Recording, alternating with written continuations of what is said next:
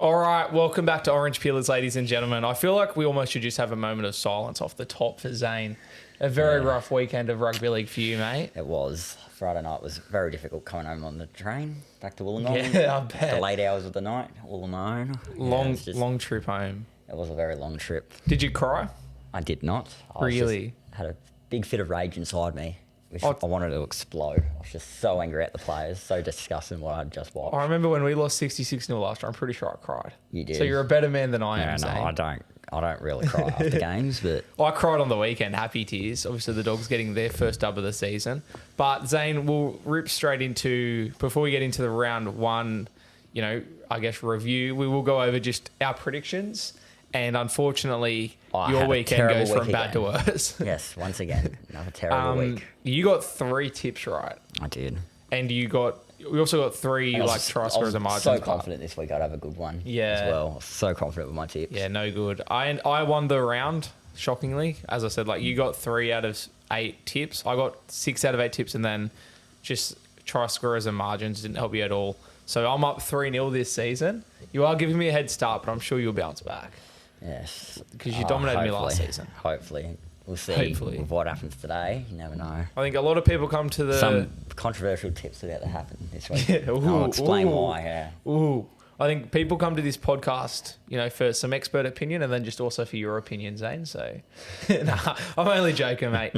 As I said, last year, and I'm sure it'll happen this year eventually, you dominated. I know I did. You always did way better than me. So, slow start, but you'll be right. I mean, I did have a bold call, Cowboys top 4. They're currently top of the table. So there you go. No, they could definitely win again this week. Yeah. If I wait until I see the team lineups, especially for the Broncos, I think they could win again. They're favourites at the moment before team lists. Well, Souths are also favourites against the Dogs, which I highly disagree with. Because Jared Sutton's reffing, mate.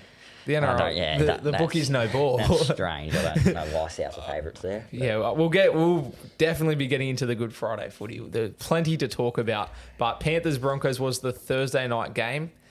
Nathan Cleary, Zane. It didn't feel like a grand final rematch. It did and it didn't. It's just because Penrith dominated. But it was excusable because Broncos had all their stars out.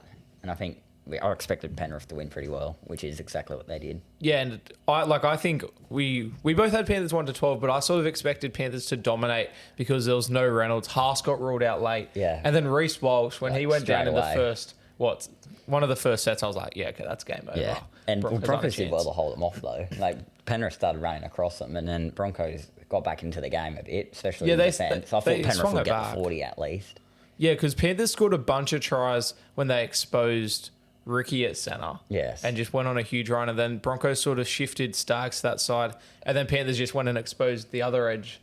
Who I assume Ricky just went to the other centre. Toto scored a couple. And then after that, they plugged the hole. They sorted their defence out a little bit and even scored a couple tries. And they still got flogged, but they did make, I guess a bit of a game of it. Made the scoreline a little bit prettier. But overall, Panthers flogged them. I thought Nathan Cleary, great performance. Great. That play where he put Ezra Mam into no man's land, I think Ezra Mam might still just be out of Penrith trying to work out where that ball is. Because I think Cleary double pumped and then put Tungo through a hole. Tungo had a great game. He did, yeah. Toto had a great game. Do you reckon he's a smoky for Origin? I think so. I'll tell you, I was actually... Would you be picking Latrell at this point? I did up my New South Wales back 5 just in my notes just for my own Would you be picking joy. Latrell at this point? I had Tungo and then either Latrell or Critter at the other centre with Turbo on the wing. Right. So I'd have Toto and Tungo as one edge, and then I'd have 2 of Critter, Latrell, and Turbo on the other side. We'll talk about Origin a bit more in a few weeks because it's still pretty early to be talking about. I'm happy to talk about Origin now. I'll talk about it whenever. Latrell, he hasn't been in good form. But Origin is his game. We'll come back to Latrell. We'll come back to Latrell. Because I think there's plenty that you've probably got to say about Latrell Mitchell, and I'm always happy to sit here and bag Latrell Mitchell. But we'll focus on Panthers Broncos for now. Obviously, as I said, Nathan Cleary had a great performance. Joey Johns actually labelled it Nathan Cleary's best game ever. Best game ever, you reckon? He said the grand final performance was the best performance in a grand final, and Nathan Cleary on Thursday was the best performance. I wouldn't go that far. I was not the best performance of any player, but just of Nathan Cleary. But I also agree. Yeah. I wouldn't say it's his best game, but he was pretty good. He was outstanding. But now he's out for a few weeks. Yeah, and I was about to touch on it. Before we touch on the injury, I just want to say Cleary, and I already sort of touched on it, but just his ability to to spot the Broncos' weakness. You know, Jordan Ricky moved to centre, and his ability to just change the game plan on the fly, mid-game, attack the right edge over and over, and then in the second half comes out, realises, oh, Stags is there. We actually have to attack the other side now.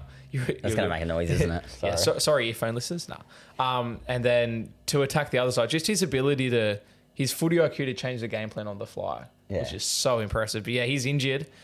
What do you make Quite a few weeks as well. I think the Supercoach players aren't going to be happy with that. I think it's around a month. Yeah, I think it was 4 weeks. Hamstring that he done last year. I think they're saying it is, which means they might sit him out for a little bit longer just to be safe. You just mentioned Supercoach. I have Nathan Cleary, Mitch Moses, Piakura, Wong all in my side at the moment. I know there's people out there that have Reece Walsh in their side. Well, who wouldn't though? Yeah, well, I don't have Reece Walsh, but he's heavily owned. I know people that have like Cleary, Moses, Walsh all in the same team. And I said Piakura because he just got ruled out. Yeah, it's a nightmare to be playing Supercoach at the moment. Do you have Cleary? I don't. I've got him in fantasy. That's what I mean. Like in fantasy, do you have him? Yes, as captain as well. Yeah, he was my captain. Yeah, it's funny because the Cleary news came out and I was like, sweet, I'll trade Cleary for Hines, straight swap. And then the Moses news came out and I was like, well, which one do I trade now? Because I have both. Absolute nightmare. But the other injury, as I said, Reece Walsh, he's out for I think a month as well. How much do you reckon that impacts the Broncos? That's a big loss, but if they can get Reynolds and Haas back a bit early, I don't know if they're going to play this week. Have you heard anything about it? I don't think they're back this week. Reynolds probably a chance. Obviously, we film before Team List Tuesday drops, which is annoying. Yes. But from what I saw, I'm pretty sure they're both out this week. I swear they come back at the same time. Yeah, they like could next start week. 1-3 now at this point. Yeah, because who they beat? They beat South. Oh, they beat. Sorry, I promised that was an accident. Yeah, so they beat South, but yeah, they're 1-2 at the moment, and yeah, looking down the barrel of 1-3. So Haas, it says I'm going to actually look ahead in their draw and see on the injury ward. It says Payne Haas expected to return round 8. So he's out for a while. He's longer than I thought. And Reynolds is just TBC, so he's just week by week. I'm going to look at the Broncos draw here. I don't think Reynolds will be back this week, and yeah, Haas is out for a while. So who do they play after Panthers? Not after Panthers. So they got Cowboys. After Cowboys. Then they got Storm. Oh. And then they got Dolphins. Yeah, okay. Then they got Raiders, Tigers, Roosters. So a bit of a tough draw to start, and then it's sort of a bit of not an easy, but only not a one hard of those one. isn't a Friday night 8 p.m. game. Because I'm just thinking like Cowboys are favourites and flying. Storm have a good record over them. Storm are playing pretty good. Yeah, 100%. Down there as well. Storm are pretty good, and if Munster can return, Dolphins will put and then up a Dolphins fight get against up for it. Yeah. Wayne Bennett got the Dolphins up for it last Raiders, you year. never know what they're going to do. Raiders have been good this year, Yeah, and then like even Tigers beat the Sharks on the weekend. Man, it's a good season this year. It's competitive. Is it? Yeah. No, my team's not a part of that conversation. I swear that's not intentional. I'm so sorry. It's so funny because it is competitive. It's a very competitive season. I think the fact that South Sydney are at the bottom of the ladder winless shows how competitive it is. Because they shouldn't be at the bottom of the ladder winless. They shouldn't be. And I'm disgusted that they are. Yeah, First time since 2010. So since I've started watching this game, they've been last. Oh, that's rough. Feels good, doesn't it? Hopefully it's only going to be for 1 week. I'm hoping. Worst for and against at the moment, I think we have. Can they win and still be in last? No, Titans would need the win, I think. Oh, yeah, okay. So, yeah. They play Dolphins. I don't know. Winning should get you off the bottom. It should. But we've got terrible for and against. Titans have had that bye, which helps. They have, yeah. We're on 0 points. So it'll be for and against. So we need the Broncos to lose as well. I'm going to have a look here. You could possibly if we win, stay in last. We could. Oh, no, the Titans for and against. We need the Dragons to lose. We need the Titans to lose. Broncos to lose. Knights to lose. Dogs to lose. Warriors to lose. Because if those teams win, they go higher on points than you. Yes. Because you're the South's the only team on 0. Yes, but we're minus 64. Titans at minus 56. So you got better Dragons for and minus 36. So you just got to tie the two. Yeah, points. so we can definitely. You said one of those teams to lose and you to win. Yeah, and win pretty well. Oh, so would you jump the Bulldogs? Well, you're -5, I think. So we'd have to win by about 50. Are you minus 50? Yeah, okay. Minus 64. Yeah. Oh, it's rough. It is rough. Anyway, that's Panthers Broncos. Put 50 on yours last year, so you never know what could happen. It's Good Friday. You never know what's going to happen on Good Friday. You'd think, and I know we keep talking about Souths already, but you'd think they turn up on Friday. But we're nearly there. We're going to get to Souths eventually. We'll get to the Dogs as well. I'm very excited to talk about them. Warriors Raiders. I didn't watch this game. Well, I sort of did, but I was at the pub with Hainsey. Yeah. Oh, shout out to Hainsey. The first half of this game, but I wasn't really paying too much attention to it. Like, too much nerves heading into Roosters. Saw it on the screen, but heard it was just a very grinding, low-scoring game. Raiders were on top of them for the first bit, and then Warriors just came out strong. Yeah, pretty much. Raiders came out firing, tried to pull off the New Zealand ambush and played pretty good, but in the end, Warriors were just too good. They hung in the game, scored a couple of late tries, played some fancy footy, but I think it was just like you summed it up pretty well, just a real grindy game. Neither team was bad, neither team was incredible. Just a good, solid game and of Warriors, rugby I think, league. Deserved that first win. Yeah, 100%. I think at the same time, like if Raiders won, you couldn't sit here and say they didn't deserve to win. But like Warriors definitely deserved to win, and first win of the season, very deserved up because their first 2 weeks I thought they were playing really good footy. Yeah, so for them to be playing how they are and only have 2 points on the ladder is insane. So I'm glad they did get the win. Luke Metcalf, I know Rugby League Guru's calling him Luke Metcow now because he's come of age. He's no longer a calf, he's a cow. He played really, really good. Roger Tuivasa-Sheck, he's starting to get more involved. Got his first meat pie. He's playing some good rugby league. And for the Raiders, Zach Hosking, brilliant off the bench, but he needs more minutes. He needs more game time. Is it similar to the situation with Hopgood last year at the U? Yeah, where he got benched. Hoskins seems it's a weird one because Elliot Whitehead, you'd think the better player. Based on experience. Based on experience historically. But this season, the first 2 weeks, Hosking was scoring tries, making line breaks. He's up there for our player of the year, leading the player of the year charge. Yeah. And he got pushed to the bench for Elliot Whitehead, which at first I was like, well, yeah, that makes sense. But watching this game, I think Hosking almost needs to start. He's too important to be coming off the bench. And I don't know where that leaves Elliot Whitehead, who also deserves to start, but it's a tricky one for the Raiders because Hosking's just so good this season. I don't know what he's been eating or drinking over the off-season, but I'm keen to see how Ricky Stewart handles that situation. And the Warriors, as we said, like they deserved a win.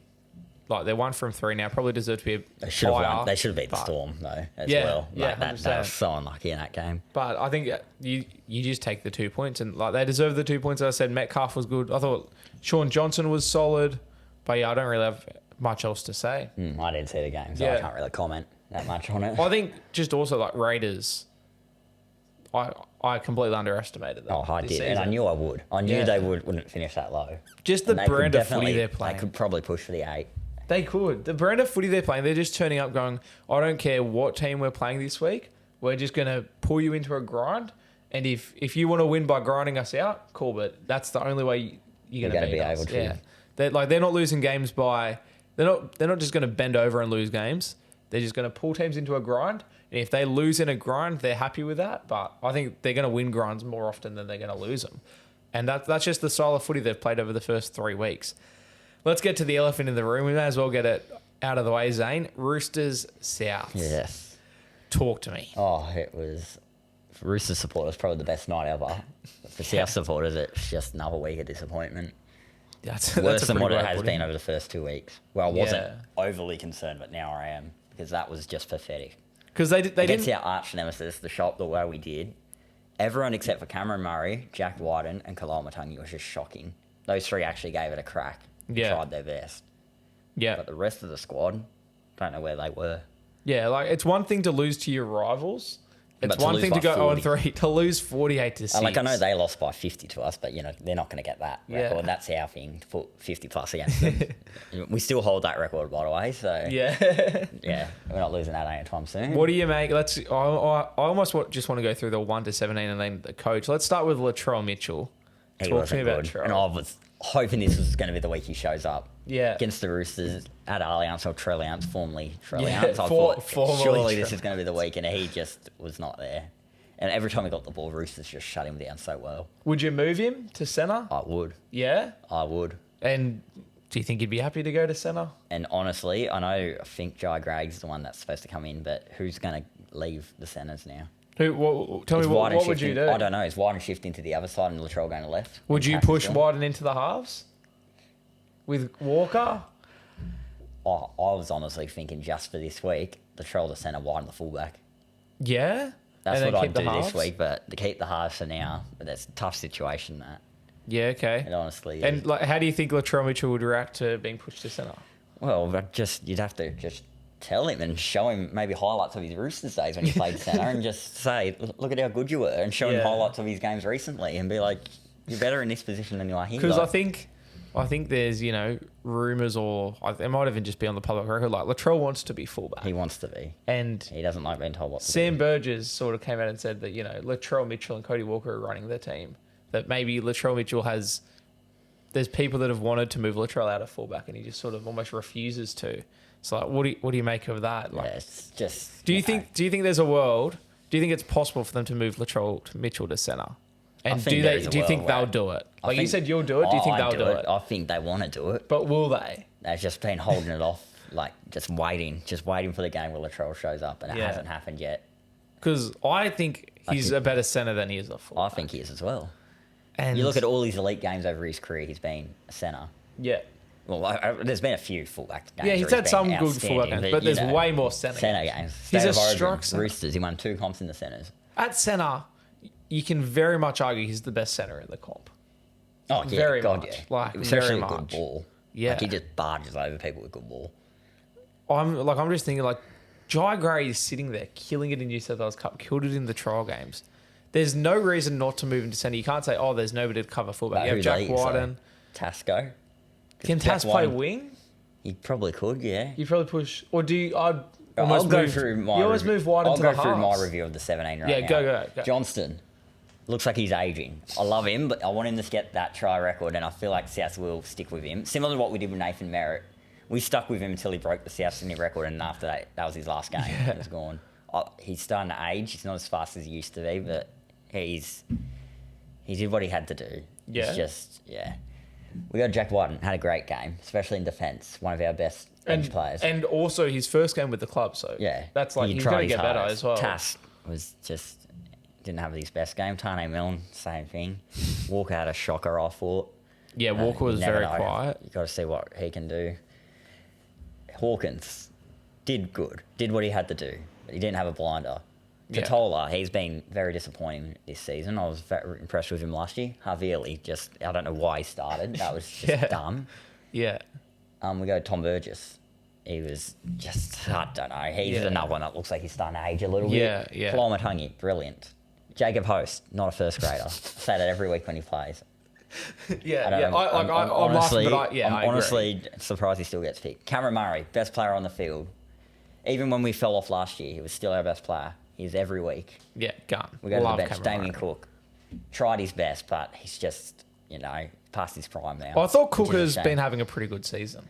I thought he's been I going think he's been alright. trying, but he's just Yeah. not the player he used to No, be. he's Like, definitely he not just, the player he used to be. he's- But I think there's way bigger problems than Damon Cook. I thought he's been playing pretty good footy. Next up, Sean Kepi. No comment. No comment. I think same scenario as what he is with Jacob Host, in my opinion. Not a first grader. Yes. He was very hyped up when we bought him from Manly, Yeah. but I never saw it. Played I'm good like- in the trial games. He did, but they were trials. Yeah. And I Yeah, hate they being were. mean to these guys, but I just have to be honest. You're because over it. The coach doesn't seem to be honest at the moment. Davey Moali, just, whatever. Then Talis Duncan was good when he came on. Love Tallis Duncan. Okay. Hot too. Yeah, did have a. brilliant Honestly, game, but though, apart from that- honestly, Tallis Duncan, not as good as he has been in the past as well.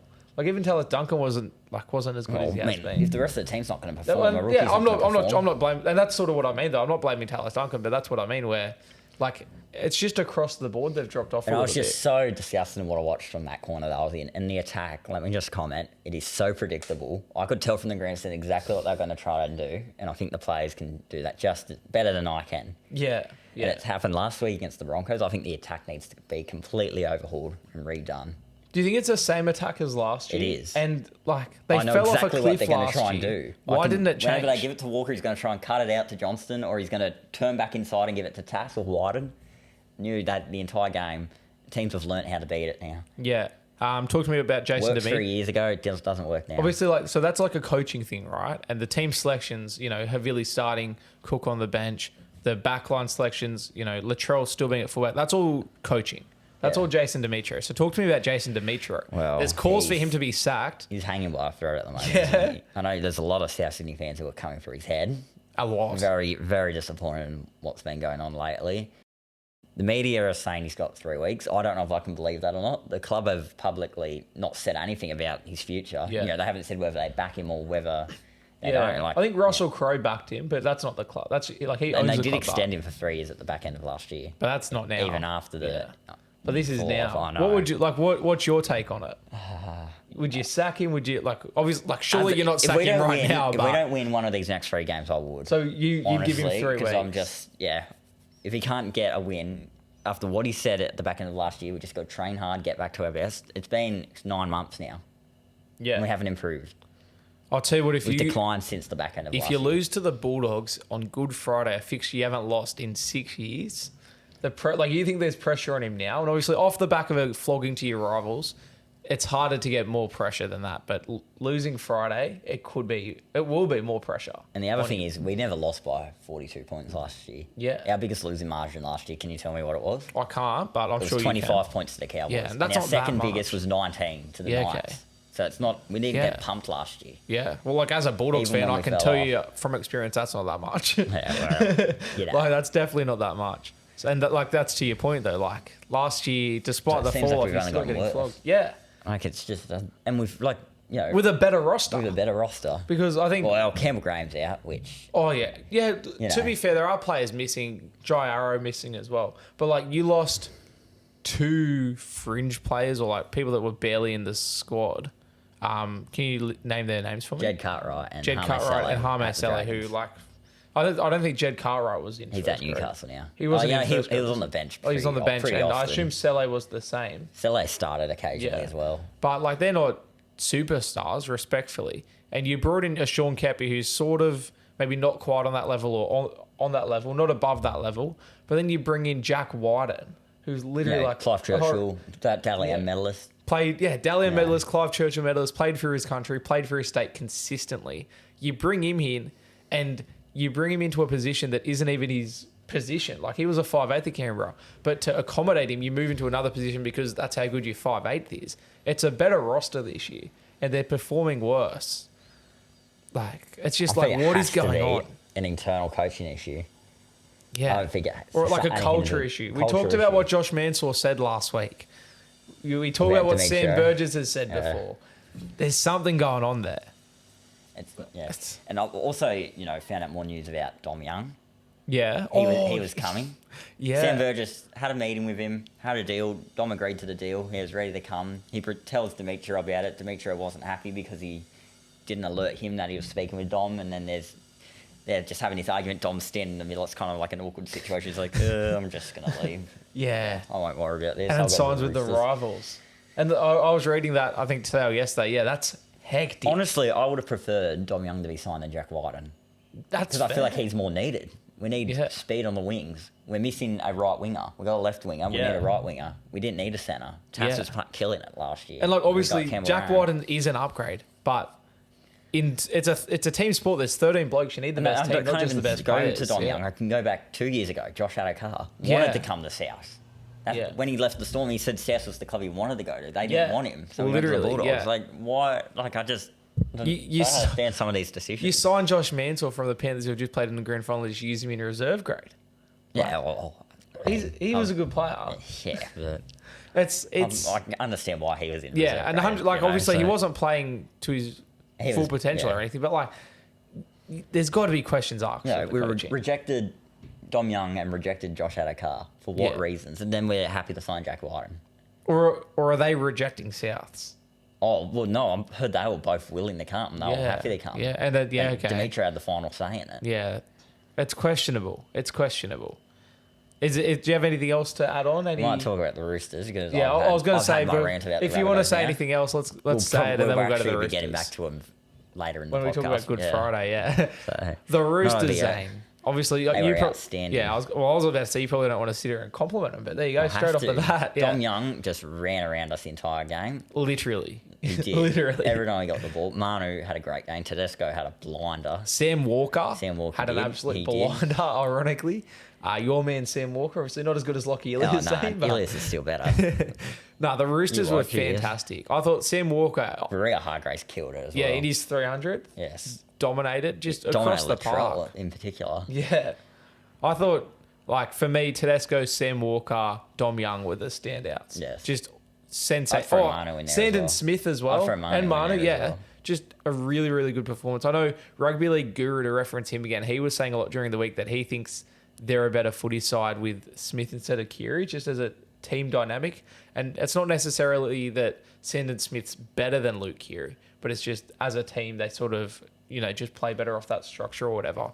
They played pretty bloody good on Friday night with Sandon Smith. They played very good. It's annoying to watch, but Yeah. I sat there the entire game. I think the unfortunate thing for the Souths was that it was a combination of Souths having a pretty poor game, but then Roosters also being at like almost their best.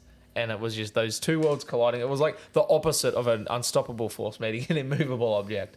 And it was just very unfortunate if you're a Souths fan, because Roosters were good. It's very disappointing to be at. Shout out to you, Zane, for sitting through it and getting through the 80 minutes. Because yeah. I assume that's the biggest When I left with, loss you've I sat left with through. 3 minutes to go, and I'll tell you why. Disgraceful. No. Just fake fan. No. I needed the train. It was for the train. Yeah, It was for the train. And I know I don't come up with these excuses, but it was 3 minutes to go. What was the next there was train after that? It was like another hour. Yeah, But let me okay, just that's- say, okay. there was a break in play, and there was literally nothing was going to happen after that. So I was like, 48 I'm to just, 6 you break know, in It was play. pretty much over. Yeah, would I you saw every single try of the if game. Souths were winning, would you have left? And I hadn't even left the stadium gates by the time the siren rang. Yeah. I got up and left my seat. Yeah, or if But, you're, I was still in the stadium. I'll by that say point. this: if you're inside the stadium, I just didn't want and to the hear the siren song goes, either. that's fair I enough. just didn't want to hear the Roosters theme song. That's well, I And I heard almost, from Haynes that the chook pen was going to be walking our direction of the borough after the game, so I was like, I better be gone by that point. comment below. Is that play on? Because if you're inside the stadium and the siren's going off, I hate it. almost but play on. What I hate is people who leave 10 minutes early. Or more. Not when Or more. you get up to leave your seat before the huge crowd Yeah. comes out at the same time. Yeah, that's another thing. If you want to leave, a minute earlier, and you're still in the Especially stadium, someone but like just to me avoid all who's the no one on traffic. TikTok who's going to Yeah, that's fair. Yeah, that's fair as well. load of comments from a bunch of kids in the stadium, which happened at half time. Yeah, I bet it did. It happened at half time. I want to be. Wonder if- I don't want to suffer it. Reach out, BKR. When did you leave the Bulldogs game? He would have been there. He would have been there till Probably the an end. hour after the game, to tell you the truth. Yeah. Well, it was fans on the field. I'm sure BKR got around fans on the field. Yeah, it was it. Yeah.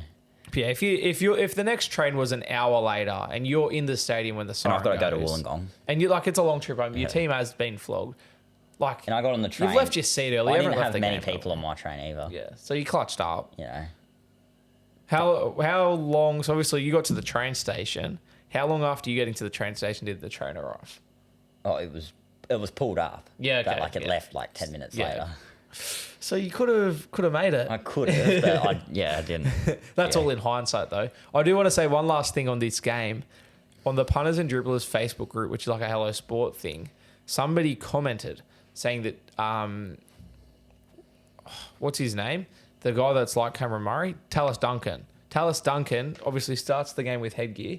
He wears headgear. He's done that quite a 3 few games times in a as row, well. he's taken his headgear off at half time. Oh, no, I've not and seen that. not worn it in the second I half. don't understand it. Are you wearing it or are you not? Well, my sort of thinking is he's 0-3 since doing that. Is he the reason they're losing? Oh, don't say Is that. he cursed? Don't say Has that. he cursed them? Don't say that. They're 0-3 with him taking his headgear off at half time. Should they maybe convince him to keep it on? Oh, if that's the case, then do it. Yeah, If that's reach what's out, Tallis cursing Duncan. us. But yeah, I've noticed that recently. I'm Yeah. like, why is he doing that? Do you reckon he's just getting hot? I I don't know. He is hot, to be fair, but that's weird. Hey, Maybe his parents are watching the first half and then they go to bed or something. I don't know. Because I understand, it gets hot wearing headgear and stuff, but 3 weeks in a row, surely by the third week, you're like, oh, I just won't wear it.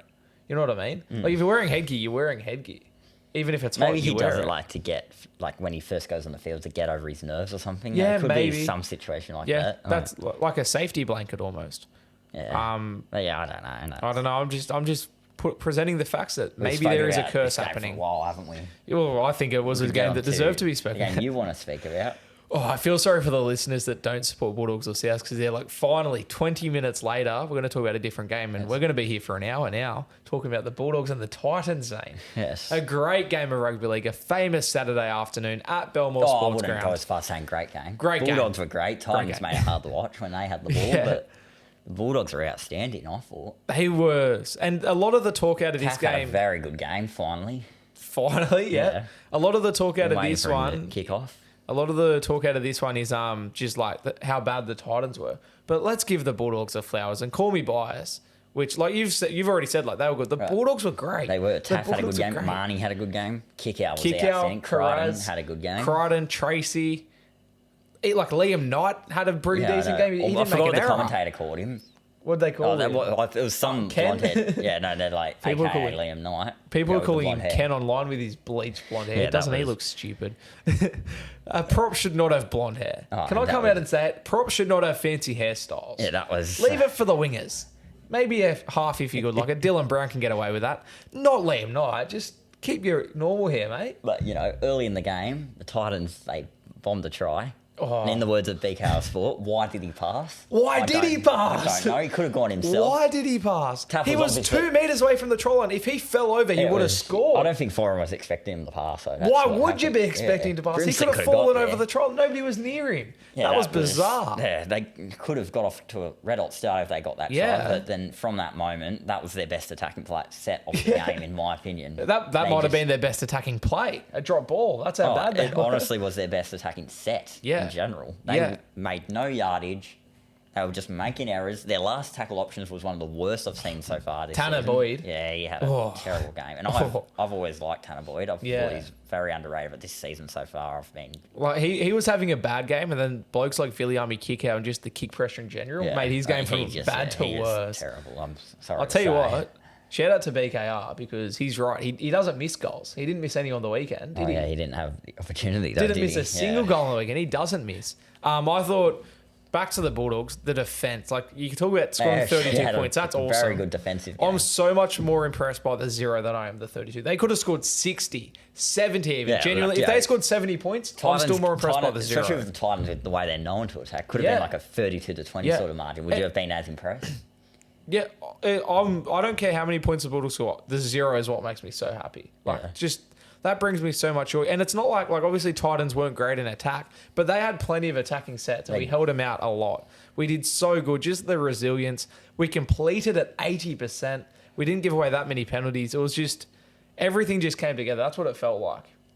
You look at the Bulldogs side and you go, they need this to go right. They need this. And all the things that we need. I still worry about their halves. Well. But the main question is, do you think the Bulldogs have that sort of performance in them back-to-back weeks? Based on the team we've seen the last 6-7 years, no, they don't. They don't tend to string good games together. I think I said this to you earlier. Outside of the Mick Potter era, where we went on like this crazy 1 month run where we knocked off the Eels and we beat the Tigers and we're just winning all these games. Outside of that, like 1 month over the last 6-7 years, we just don't play back-to-back good games. We don't. So it makes me a little more confident for this weekend. Yeah, you'll see my tips very soon. You'd almost be more confident in South this week seeing the Bulldogs win than lose. Yeah, well. Because you're like, they've got that out of the way. It's not going to happen again. The Titans had such high hopes for them. I thought they could definitely push for the 8. Yeah. They had outstanding attack last year. It was just their defence that really cost them. And Des Hasler coming through. He's got a very good resume. I'm like, they've got a very good side, but they're worse than what they were last year. Yeah, they were bottom 4, but there was a big gap between them and the Bulldogs and the other teams in the bottom 3, in my opinion. Yeah, there was a huge gap between 100%, those. 100%. But they're just... And to be fair, they are missing David Fafita and Jaden Campbell. But they're missing Tino for the year as well. Well, yeah, now Tino out for the season with an ACL. Huge. That is so rough. I know. You hate to see it. Early in the year. Yeah, and Tino, exactly. who's like the enforcer of He's that the side. captain. I know. He's probably the most important player. Like... him or Foran, in my opinion, the most important player. Brimson should have been moved to fullback during the game. I think Brimson... my answer to that question, should Brimson have been moved to fullback during the game? No. Because he should have been moved to fullback at the start of the season. He should not be centre. Campbell was out. Even if Campbell's playing. Either 6 or fullback. You'd have him over he should Campbell. not be centre. I'd have him over Campbell. Yeah. Brimson is a better player than Jaden Campbell is. And I understand you got to try and squeeze Jaden Campbell into the side because he's good. sometimes there's a saying in my journalism course at uni. Sometimes you got to kill your puppies. Because I was and it means even if you like something, even if something's really good, sometimes you just can't have it. Sometimes it's not worth having. And so I think either Brimson should be at 6 with Campbell at fullback, and you probably go Foran at 7, and Tanner Boyd, God rest his soul, died on the weekend. He gets dropped. But I just like Brimson is so wasted at centre. You just said exactly what I think. When is Campbell due back? I think not this week, next week. I'd play Campbell fullback, Brimson 6, 4 and 7. Yeah, and drop Tanner Boyd. Yeah, that's what I have to do. You can't have Brimson at centre. He's so wasted. Literally, this is not even just me saying I think this. they're doing it to try and do this whole, Tom Trbojevic origin sort of style. But where the he thing just runs is, around. but he doesn't roam. He's not roaming. That's what doesn't make sense. He's not roaming. It's just, the typical It would centre. make sense if he was roaming, but he's not roaming, and that's why it's so confusing. Watching the game, I was literally thinking, I forgot he existed, and I'd see him at centre, and I'd think, I'm so glad he's at centre because he's not doing anything. Why is he not roaming? It's just I don't understand. They've made some strange decisions, the Titans. Yeah, and Des has I expect a lot better from him. I honestly. think they're an early shout for the spoon, which I hate to say. They're currently favourites for the spoon, so especially with Tino out. Yeah, they still got Fafita to come back. He could, add a bit more attacking spark to them. But just so far this season, they've just been probably after South the most disappointing side. I think Hasler will swing the axe too. Yeah, they had such a bright future at the start of the year, and I'm just so worried about them now. Like, they can't have another wooden spoon. They're playing, I know. Based on how their roster is, they're playing worse now than, since their wooden spoon days. I thought they weren't terrible last year. Like, they were, they were. they were bottom weren't four, but they weren't terrible. They weren't this bad. Yeah, and they did sack Coolbrook last year as well. Yeah. Which, probably did, was a bit of a reason why they fell 100%. bottom four. But they're a strange side, the Gold Coast. You can just never read. Like, you watch them come out this week and win 30-0. Right? Yeah, I just think the type of thing you do. It's just so unexpected. Like, I thought they were going to be so much better. I think Des Hasler, if it keeps going this way, he's just going to swing the axe. Well, he has to. He won't. He doesn't show mercy, Des Hasler. He does not show mercy. He's been very calm in the press conferences. Yeah, I must say. He always tends to be. Usually, he's calm in press conferences. I don't know what he was like in the sheds. That's not. Yeah, it's a facade in the press conferences because usually he's angry in the sheds and then calm in the press conferences. He's always been that way. At Dogs and Manly, he was always calm in the press conferences. He'd use fancy Harry Potter references when he was angry, but in the sheds, we've seen him knock down doors and stuff. Yeah, especially at Belmore. I'm sure some doors fell off hinges. The Dogs supporters start booing him when he was on the big screen. Yeah, of course. We hate Des. Remind me why? Because if I remember correctly, you haven't been successful since he left the club. Yeah, so he pretty much back-ended everyone's contracts, and we just ended up in this spot where the salary cap was just a bit out of shape. Players like James Graham, Josh Reynolds were forced out of the club because all this money was just held up in these. A back-ended contract is where you pay them not much at the start and you sort of pay them more at the end. But there were so many players on those contracts that it just ended up we were over the cap and had to let all these players go, and then it just destroyed the club's salary cap essentially. Him and then Raylene Castle is heavy blame as well, and then he ended up getting sacked, and we literally haven't played final since. and obviously 7 years later, that's not the excuse anymore because there's been enough time to fix all the problems. But the first few years after he left, it was genuinely his fault that the club just had no good players. We had Michael Leisha at hooker, Lockie Lewis was in there. It just was a really dark time, and so fans still blame him for where we are today. And as I said, you can't blame him for where we are today. No, we got you two grand finals as well. Yeah, and he did bring us. You can't really say making grand final. I don't know if you call it success, but it's more success than we've got now, isn't it? Yes. But at the same time, he did destroy the club, destroyed the salary cap. I get where you're coming from. But it's been long enough. He's not the reason anymore. But the couple years after he left, he was the reason. And then ever since then, I don't know what the excuse is because there's been enough time to fix it. But hey, you sit back and you look at games like on the weekend, 32-0. First time we've held a team scoreless at Belmore since 1996. First time we've held a team scoreless since I think 21 or 2017 or something. Like 38-0. Yeah. Just a great day, especially for this game to be played at Belmore, to have such a big win at Belmore, somewhere where we've won 3 out of 14 games leading into it. People say Belmore's cursed. We don't win games at Belmore. To win on multicultural round as well, which is such an important round to the Bulldogs. It was just so good. Belmore was absolutely pumping. It wasn't sold out, which was disappointing. If you're a Bulldogs fan and you weren't at this game, shame on you. Honestly, why are we not selling out Belmore? We have Belmore holds 17,000 people, and obviously the Titans being the opposition, they don't have the biggest fan base. That plays into it. But still, we have more than 17,000 fans. How did we not sell out Belmore? Yeah. That's honestly, if you weren't at this game... I mean, I was considering unless going. Unless you have a good reason. I was considering going. That could have been one extra person on those numbers. But no, I was honestly... It was almost embarrassing to not have sold out Belmore as a... Like, we hype our fan base up so much, and then we don't sell out Belmore. If you're one of the fans that didn't turn up and you could have... Wow. Do better, do better. Come on. He's not happy. We've got to sell out Belmore. How do you not sell out Belmore, Zane? I get where you're coming from. You hear all the Belmore hype? That's embarrassing that we didn't sell it out. Come on, turn up. Should we go to Dragons Cowboys? Let's go to Dragons Cowboys. Now, I didn't see this game live. I have gone back and watched a lot of it. Dragons started off very hot, but then the Cowboys just out of nowhere, the Dragons just fell asleep and the Cowboys just ran what was it? 18-4.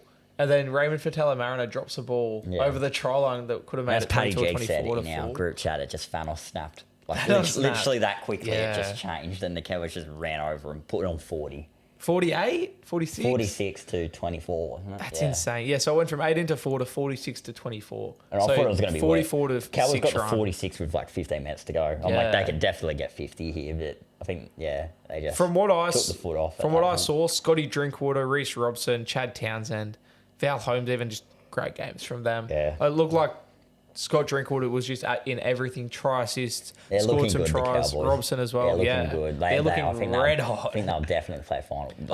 What I worry about with them, though, is their defence. They've been conceding a lot. They have been scoring a lot. They've been conceding a lot. Yeah. And, they're saying defence wins premierships. And they're yet to play a game for 80 minutes this season. Yeah. They've played for about 60 or 70.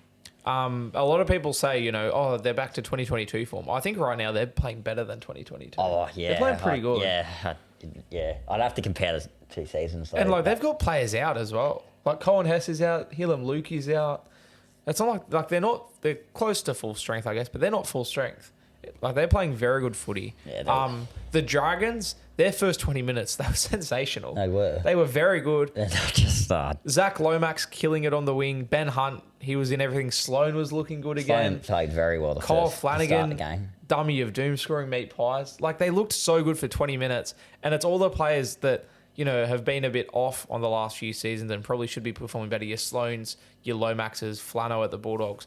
They all played so good for the first 20 minutes. And then I feel like defensively they fell apart. I don't know if their attack fell apart, but just defensively. Just leaked too many tries, obviously. You just can't concede more than 30 points and expect to win games. You can't, realistically, you probably shouldn't be conceding more than 20 points. I'd say. You shouldn't. In the current game, you're expecting to leak if you score 20 points, you should be winning the game. Yeah, 100%. 100%. And so it's disappointing for the Dragons fans and just for the Dragons because obviously, they're not going out wanting to play like that. They're wanting to play 80-minute performances. And it'd be annoying because, for Dragons fans, because you're seeing glimpses of this really good footy side. Against the Titans, they were so good. The first 20 minutes, they were so good. They could have been up 24 against the Titans. But, this is the Cowboys. Yeah. The first 20 minutes, they were dominating them.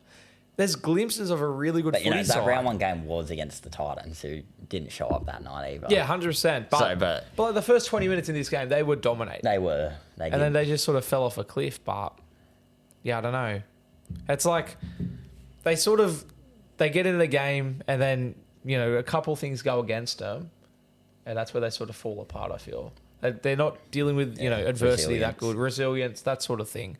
But that's not to take away from the Cowboys, who were very, very good. And I feel like that was a huge factor in this one. This was just very much the Cowboys killing it. As I said, Drinkwater, Dearden played really well. I thought Robson was really, really good. Any standouts for you? Oh, you just said the players off. Well, I was very impressed by Drinkwater. He's very unlucky to not be in my list this year for 5 points. He's not in there at all. No, he's not. There you go. He's very unlucky. There was a lot of players this week that had no great Cowboys players I have. Yeah, okay. This week, there were so many good players across a lot of games. It was very hard to pick just 5 players. Especially from the next one. A lot of surprising players. Tigers, Sharks, Zane. Tigers 32, Sharks 6. I'd say it's the upset of the season so far. We are only 3 weeks in, but... Nico Hines kicked down the full twice in the first half. I was still ready for him to get 6 Dalian points, though. You know, even if the Sharks had won. Yeah, 100%. It would have happened. But... He was almost robbed of 6 Dalian points. Like, I thought all he had to do to get 6 Dalian points was turn up, because that's what he did in the first 2 weeks. Didn't do much more than turning up, and he got him, didn't he? He's actually my 5 points this week. Well, he played. Yeah. There's no one else in the Sharks who gets those sort of points. But crazy. I thought, if we're looking at the Sharks, I thought Talakai had a good game. He's the Sharks' best player. Yeah. But the Tigers just dominated, especially through the middle. That's where they were through the middle. Ramping through. Yeah, 100%. Appy had a great game. I think one of his best games as a Tiger. You'd have to say his best game as a Tiger. I think that's one of his best games ever. Was good. Justin Olam was outstanding. Killed it. Buller killed it. I know you were shocked on your way home seeing the score. Yeah, well, let me tell that, Jan. So I'm driving to a wedding on Saturday night after the Dogs game. Bit of a long drive after the Dogs game to get to a wedding, you know, trying to live my Hannah Montana life, best of both worlds, Bulldogs and weddings. And I'm driving, and I've checked the score on the NRL app, and it's out in the country, so sometimes the service isn't great and that sort of thing. And, you know, the NRL app as well, not the best app. It can be a bit buggy sometimes. And so Dad said, I've checked the score, 32-6, and I thought it was a glitch. I genuinely thought it was a glitch. The other way around. Yeah, I was like, oh, the NRL app screwed up. It's the other way around. And so then I messaged our group chat, and I was like, can somebody like tell me what's happening, because the NRL app's not working. Like, the Tigers have been outstanding. The Sharks just haven't. Turns out the Tigers just killed it. This could be a good sign. This could be a good sign for Tigers fans. Sharks, Tigers. For Tigers fans? Sharks don't beat top 8 teams. Oh, that's true. And the Tigers belted them here. Because if Tigers were a bottom 8 team, Sharks would have won. So the Warriors and the Bulldogs. Yeah, are bottom 8 teams. Unfortunately, yes. That's I actually rate that logic. Yeah. I actually rate that. Well, that's true. Yeah, that's true. They don't beat top 8 teams, but they beat bottom 8 sides. How about the fact that we get 2 games on a Saturday at suburban grounds? And I just want to say 3. What was the Cogger as well? Yeah, in Cogger, yeah, 100%. Yeah, true. Super Saturday suburban games. I must say, I think the Leichhardt game should have been the second game. I don't think Leichhardt should have been at night. I feel like it should have been in the other. The Cogger one. You reckon? I would have gone. I wouldn't have had that as a Saturday night game though. Cowboys Dragons. Yeah, true. But I wouldn't have Tigers Sharks as a Saturday night game. Yeah, I guess. I feel like Leichhardt would have been better in the afternoon, but from what I saw, it was still pumping. It was pumping, but the Tigers, they got Richardson, the same man who moved south from Allianz to a call, wants to move the Tigers to a call now. Yeah. Financial reasons. I like him. This is the same man who moved south to a call. So he's obviously got some affiliation with the call. Yeah. So I feel like but I've just read something that New South Wales government aren't signed something that the Tigers won't be playing that Leichhardt. Well, basically the New South Wales government, there's millions of dollars that need to be spent to keep Leichhardt at a level good enough to host NRL games, and the New South Wales government basically said we're not paying it. Like you have to find the money yourself, and then there's talk, you know, either the Tigers probably can't afford to, or, you know, there's other priorities, or they don't want to. So yeah, it looks like they're going to shut it down. It'll just become a similar situation than Belmore, where the Tigers will just have to put in their own money to play there. That's exactly what it is. So it's not like there will be, it's up to the club, but you'd assume there won't be no games, but it's more so, it's just not an NRL licensed stadium, which means if it's an NRL licensed stadium, it means the NRL fund the game. They pay broadcasters, you know, security, the people working in the canteen, all that, where like if Bulldogs, when they host Belmore games... They have a canteen there, do they? Oh, not a canteen, but you know what I mean. I was going to say, like, whatever you call the food stores. Upgrade if it's called a canteen still at an NRL. You'd almost call the Belmore ones canteens, but like Belmore, when we play at Belmore, and it's why we don't play there every week, the Bulldogs have to pay all that stuff because it's not NRL licensed. Because I know they were talking about this on our 360 last night. Which Buzz? Where's Buzz been? Yeah, what happened to Buzz? You know, I've always enjoyed Monday night seeing Buzz and Kenty, but... He got lost in Vegas. I haven't seen him since Vegas. He might be a bit unwell or something, I don't know. But they've had Gory there recently. But anyway, they were talking about this, and they're still pretty adamant that Tigers should have at least 5 games a year at Leichhardt. Yeah. But the stadium does need a bit of an upgrade. Well, it's always been crazy to me. It's not necessarily the seating, it's more in terms of the food and the toilets. And that's the problem with Belmore. That's what I was going to say. It's always been crazy to me that Leichhardt has been able to host them and not Belmore, because they're very similar in the sense of facilities. And that's the issue. It's the facilities that's the problem with Belmore and the problem with Leichhardt. The canteens ain't. They need more than canteens. They can't. You can't run a footy game with a canteen. You need, well, I don't know, what would you call it? Like an food outlet. A food. You don't need canteens. You need food outlets. A bar, whatever. A bar. You can't just have a canteen. You need more than a canteen. But yeah, what do you think of the Sharks? Do they bounce back? I'm not concerned about it. I think they will bounce back. They're But just gonna have another one of those seasons where they're just up and down. yeah, it's just like you can't be losing to the Tigers by that much. And be a Well, premiership Tigers were contender. good though. That's the thing. They played very well. Appy flu game, mate. Like he just tore them apart. He did. And he had gastro that morning. Yeah, that's what I mean. Like, he wasn't going to play as well. Appy flu game. He wasn't going to play gastro. earlier in the He day. wasn't. He's going to call in sick, but He was running through the defense Yeah, like lucky food he was did. running through him, mate. Like I like to play through gastro. Like you had gastro, didn't you? Well, you had something after Bali. yeah, no, that Yeah, was something, yeah, mate. I did. Hard to play footy games when you're sick, It isn't is, it? yes. And Appy Coruscant didn't just play a footy game; he killed it. You know, like the Jordan flu game. No. If you haven't heard of the Jordan flu game, so it's like used in sport as like a reference of whenever somebody plays sick. So Jordan had his flu game where the night before he ordered a pizza, and they reckon that the people that cooked the pizza, because it was an away game, they're like in a hotel, the people that cooked the pizza like food poisoned him, put something in the pizza, because he's the only person that ate it, and he got sick. And he still played. And then he still played, but he didn't just play. He had this insane game. There's like the iconic photo of him on like his hands on his knees, like bent I over. can't imagine. And yeah, they call it the Jordan flu game. That's what Appy Coruscant did on the weekend. He had his flu game. Love it. Love to see it. Poor Appy. Shout out to him. That's tough. Playing through gastro. Eels Manly. Great game. Game of the round almost, I reckon. Pretty good game of Definitely footy. game of the round. Let's jump to the No, elephant. this was a flip of the coin for me, remember? You literally flipped a coin. I went Manly, Travojevic, 1-12. Nearly happened. Yeah, very Nearly much. happened, yeah. Let's talk about the elephant in the room. Let's get straight to it. The controversial obstruction call. That was stupid. What do you make? What's your decision? What do you had reckon? no effect on the play. I don't know why the refs can't use just common sense in those sort of situations and say Yeah. he's obviously deliberately ran into him. Yeah, That sucks for him. It's just costed his team. very much That's agree. obviously what they got to say there because that was just Very stupid. much And agree. it costed Manly the game in the end. Yeah, because like black and white, it's an obstruction. Jake Travojevic runs. He stops in the defensive line. But it's a stupid rule when they. But milk the it. Eels, the thing is, like he stopped in the. He didn't. He's far away from the play. He's not in line with the play. And was it Brendan Hands, whoever it was, chose. It was Luca Moretti, wasn't it? It was Luca Moretti. Yeah. Luca Moretti literally chose to run into Jake Travojevic. And this isn't the first time that we've seen this happen. It happened just the other week.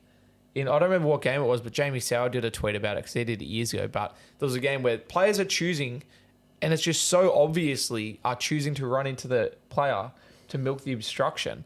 And like, yes, on paper, black and white, it is an obstruction. But as you just said, common sense should prevail, and the bunker should be able to go, well, he's chosen to do it. That's essentially a defensive decision. Like Luca Moretti made the defensive decision to run into Jake Travojevic. Like it's annoying because according to the rule book, if you want to be very strict to the rule book, it is the correct call. But at the same time, it's not the correct call in the sense that that's not what the rule should be.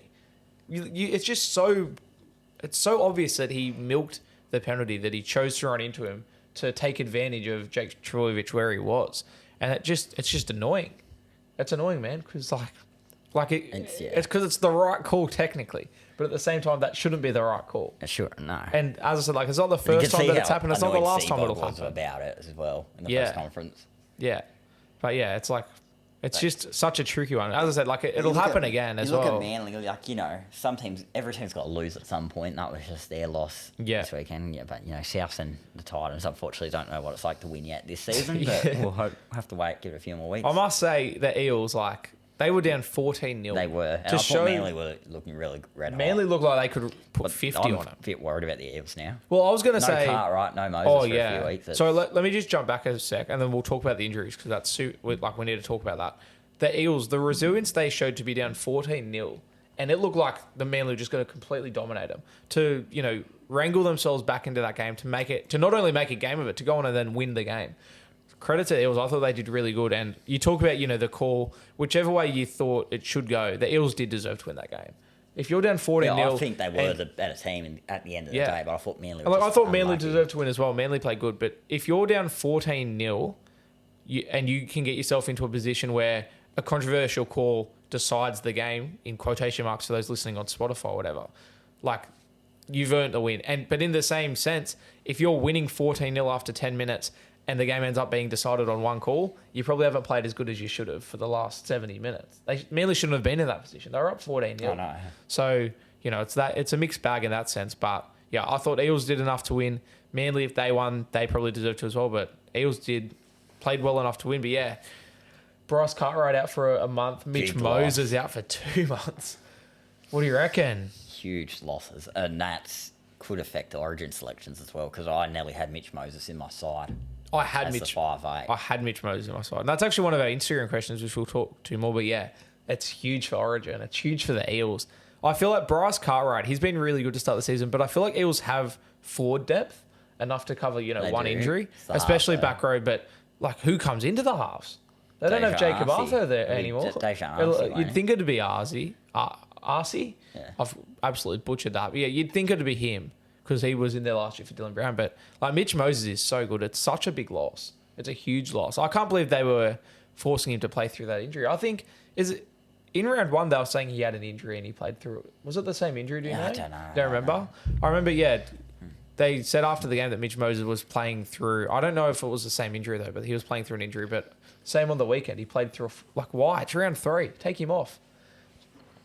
It's a weird one, but yeah. And also, they've released a heritage jersey, which I see getting a lot of hate online. I see a lot of people just don't like it, which I don't know why. I love it. Yeah, I like it. I was going to talk about that later, but let's talk about it. Yeah, I just think it's not, doesn't look enough like the 2001. I'm like, what do you mean? The V's just not steep enough. That's what people are saying. I'm like, when I think of Paramount, I think of blue and gold, not like what they have now, which is just blue. Yeah. I like seeing the yellow there. I love Parramatta original. And I know you love the collars. I like this collar. Yeah, I'll tell you why, because it's not too big and it's not white. Yeah. The colour actually suits.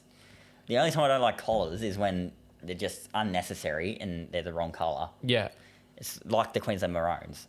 I love that. I don't like the big white collar. I love that collar. That's one of my favourite I just think it doesn't need to be a big white collar on a maroon jersey. Yeah, I like the Origin jerseys, both of them actually, when they're just plain. You said they should have a collar. I like both of them when they're just plain maroon or plain blue, no other colour. That's why I wasn't a fan of the Vs. I think Origin is almost the best occasion to have collars. I think if you're ever going to have a collar, it should be an Origin. But I agree, you said, I hate when they play into the navy. Oh, yeah, that's just... But that's getting a bit off topic. Back to the Eels jersey, my initial reaction to it, and it's still my thoughts, is it's a sick jersey. I love it. They've picked a great year to, I guess, commemorate, you'd say. The content around the launch, playing the PlayStation game, absolutely brilliant. Love the content. And then, my initial reaction, I was like, wow, this is the perfect heritage jersey. Once I've seen it more, it's not perfect. It does have its flaws. As you said, the V should probably be pointier. The white line could be thicker, and the white lines are meant to connect. So there's the white line down the sleeve, and it's meant to form like a V. Yeah. But it doesn't connect. There's the concept artwork. I've seen the concept artwork. The V connects on the concept artwork. It doesn't. But not on the jersey. So it's not the Eels. It's not like the designer's issue. It's not the designer's fault. It's not the Eels' fault. I think it's the manufacturer. Yeah. I think they've screwed it up because on the concept art, it goes line and it connects to the V, but on the actual one, the V's a little bit lower and doesn't connect. So there's a bit of inside info for you that it was the manufacturer that screwed that part up. But outside of that, sick jersey. I love it. And I hate the Eels. I love seeing the golden Eels jerseys. I wish they stuck Why is there away jersey not yellow, Zane? Why is it not yellow? Yeah. It annoys me. The away jersey just has to be the inverse of the home jersey. I love the yellow Eels. I hate the Eels and I hate the yellow Eels, but the Eels should be yellow. They should be blue and yellow, blue and gold, not white. I hate the white Eels jersey. It's so dumb. Just have the away jerseys. It's that heritage jersey should almost be their away jersey. Oh, if it was, I wouldn't hate it because of the yellow. I would not hate it. It just doesn't make sense. And because name another yellow club. They're pretty much the only... Yes, Titans are kind of blue and yellow. Yeah. I guess. Who else? Broncos a little bit, but no team has... I guess, are a little no bit. team has a primarily yellow jersey. Yeah. That's just... Go back to the yellow away jerseys, man, please. I beg you. But yeah, Eels Manly, great game of footy. Eels get the W. The injuries out of it, no good. But let's talk about this one. Night Storm. I expected Knights to put up a fight, but I didn't expect them to win. That's what I'll say on that. Yeah, I agree. They were probably the worst winners of the round. Storm just, they had both their halves out and they just they weren't the same as what they were in the first two rounds. They were just making errors. Their attack just wasn't clicking the way it was. Dane Gagai had an outstanding game, I thought. Yeah, he did. I think Melbourne's performance... But I don't have much to talk about with this game in particular because I only watched the first half. Yeah, okay. And I kind of came back occasionally in the second half. Well, I watched the half. whole game. There's not that much to touch on because, like, the Knights were, they were good. The Storm just weren't as good as the Knights. But the thing for me is the Storm playing not at their best is excusable because they were missing both their halves. They were missing Munster and Hughes. You take both halves out of any team, even a team like the Bulldogs with Drew Hutchison as halfback, and they're going to underperform. Like, the halves are very important. Like, you take one half out of a team and they're going to underperform. You take, look at Eels and Panthers over the next month. Like, they're going to struggle. So to take out not only both halves, then they're also, like, the highest paid players in the team. Like, they're so important. I think, like, the Storm's performance is excusable, but at the same time, the Storm, like, did all right to hang in the game. I thought Ryan Pappenhausen killed it in the second half. Like, he's the reason Storm were in the game.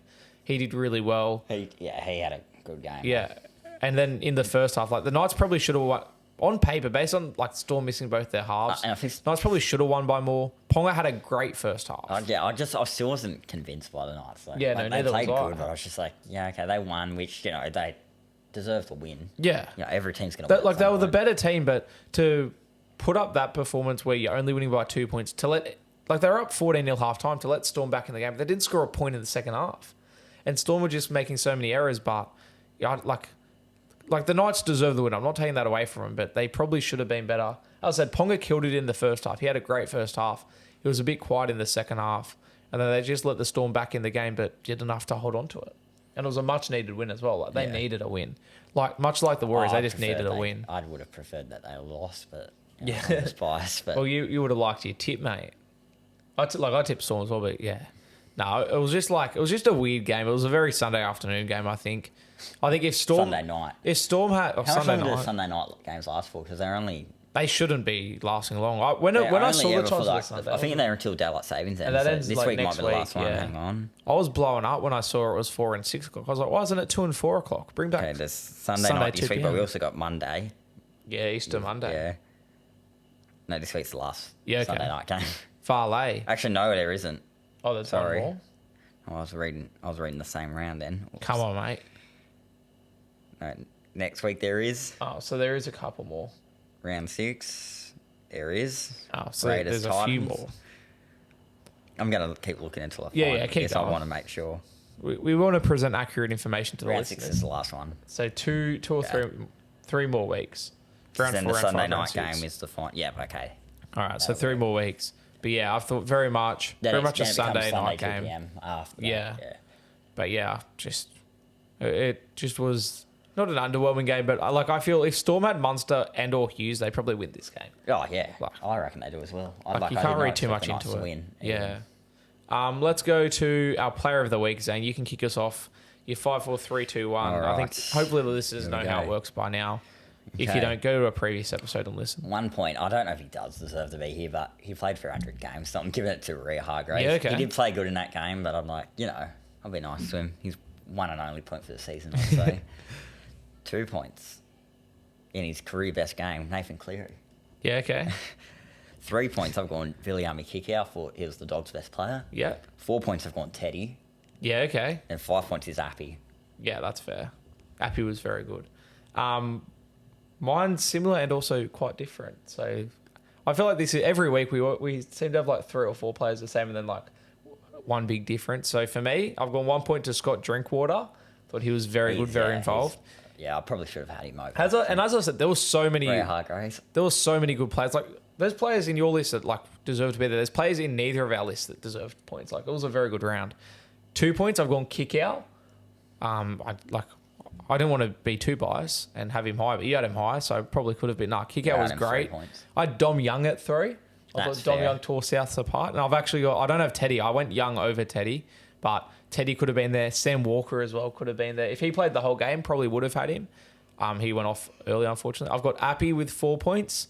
Easily could have had the 5 points. He was brilliant. Cleary with 5. I'd Cleary at 5. I thought Cleary was that good. I thought Cleary was very good. Him 2. And I feel like sometimes with Cleary, And it was the same You with just like Teddy don't after. recognise it because Because you he's expect so it. consistent. Yeah, Yeah, you expect it. He's consistent. So I That's what I thought. feel like I've done. With So I him thought here. I'll give Cleary his flowers, and then he got injured after I gave him 5. So I was like, oh well, that's fitting because he's not getting points for a few weeks, unfortunately. But yeah, that's where I'm like, he's so consistent and so good every week that we're probably going to sit here and not give him points. Like the first 2 weeks he's been good and he hasn't got a point. know.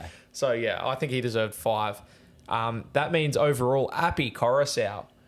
Flu game Appy 9 points this week. gets player of the week with 9 points. We're yet to have a player get 10. Yeah, So it'll happen. It'll happen eventually. Yeah, Troll this week will be that guy. But actually, you Nah, probably mate. won't. You wouldn't give him. Latrell Mitchell could score 10 tries this week, and I'm not giving him player of the week. No, I'm not that biased, surely. But yeah, Appy Coruscant, player of the week. If we had a food sponsor, use code Appy, but we don't. So we'll just move on. All right, Zane, everyone's favourite segment. It's the Instagram Q&A. There's a couple questions here, some tricky ones. We'll start off first off the bat. Are Manly a top 4 side? Possibly. I think they are. Yeah, I wouldn't lock them into the top 4, but I just worry about their they can injuries, be. though, but I think they can be, yeah. Yeah. Like they're good enough to be top 4. Better but chance than South. and Bulldogs, to be yeah. fair. But I'd almost lock them into the top 8. Yeah, I think they'll make fine. Injury pending.